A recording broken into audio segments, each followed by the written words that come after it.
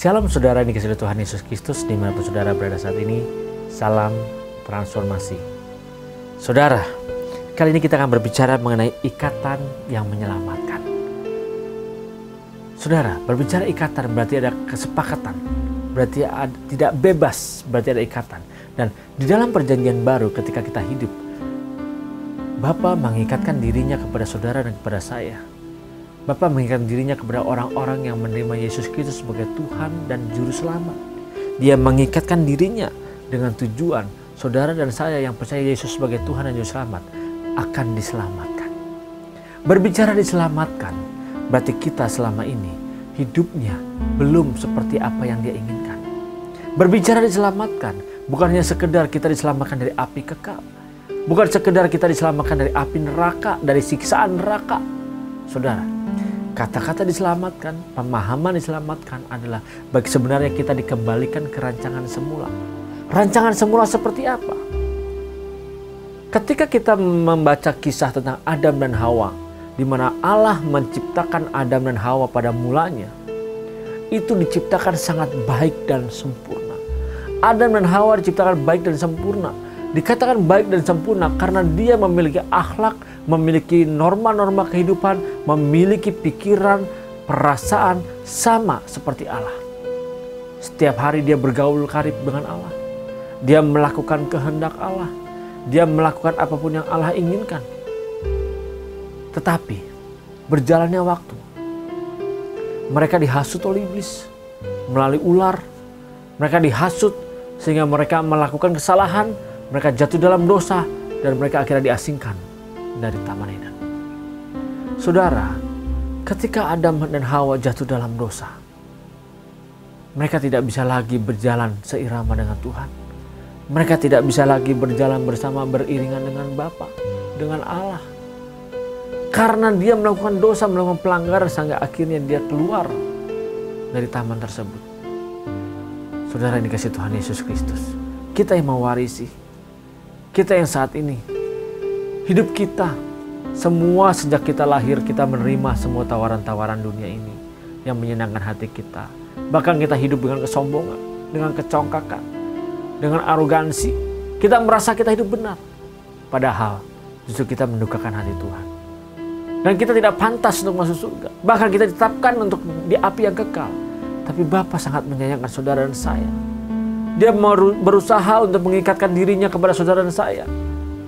Dan dia mengikatkan dirinya kepada orang siapapun itu manusia yang menerima Yesus Kristus sebagai Tuhan dan Juru Selamat. Hanya dengan tujuan supaya mereka bisa diselamatkan. Dalam arti mereka bisa dikembalikan kehidupannya seperti pada mulanya manusia diciptakan pertama kali.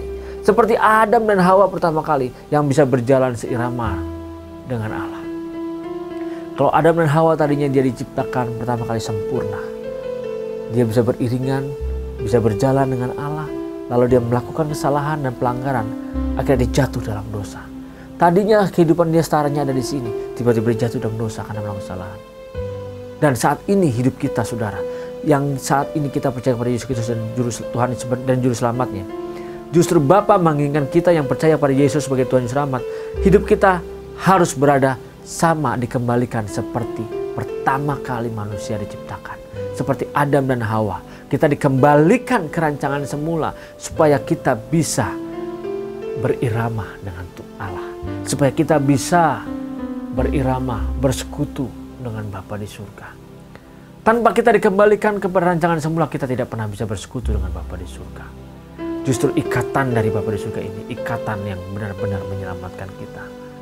Kita tidak bisa bebas dari hukuman kalau kita tidak pernah mau memberikan diri kita untuk diselamatkan oleh Bapa.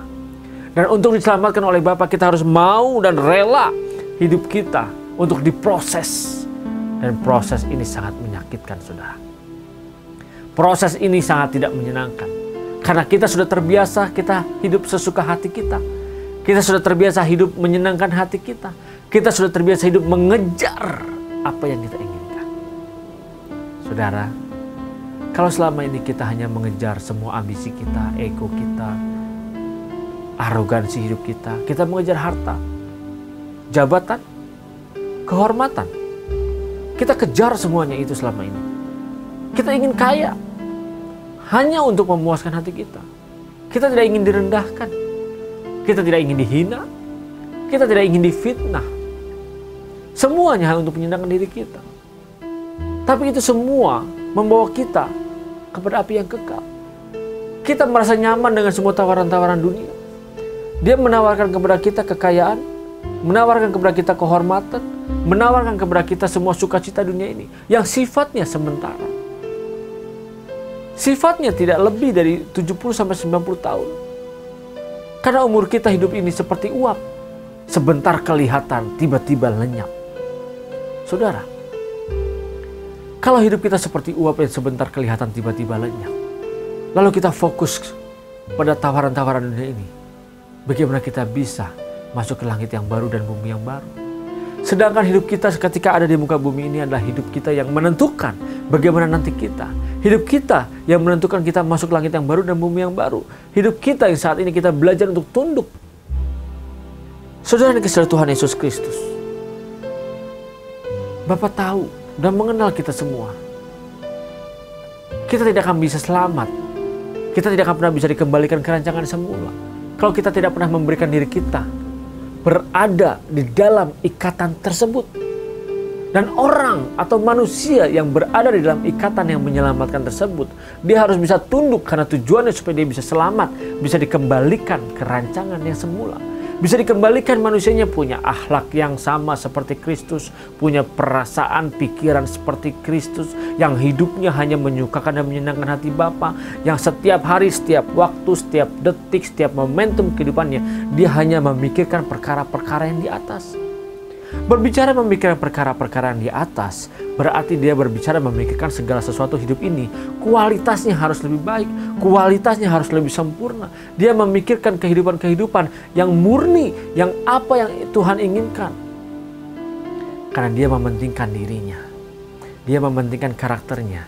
Karena ini yang akan dia bawa, yang persembahkan kepada Bapa di surga. Dia tahu, karena Bapa di surga menginginkan kepada kita supaya kita bisa hidup seperti yang dia kehendaki. Berbicara kita dikembalikan ke rancangan sempurna, ke rancangan yang semula. Karena Bapa punya maksud supaya kita bisa hidup di dalam kekekalan, supaya kita bisa hidup di langit yang baru dan bumi yang baru. Dan agar kita bisa dapat hidup di langit yang baru dan bumi yang baru, karakter kita, cara hidup kita harus dikembalikan ke rancangan yang semula.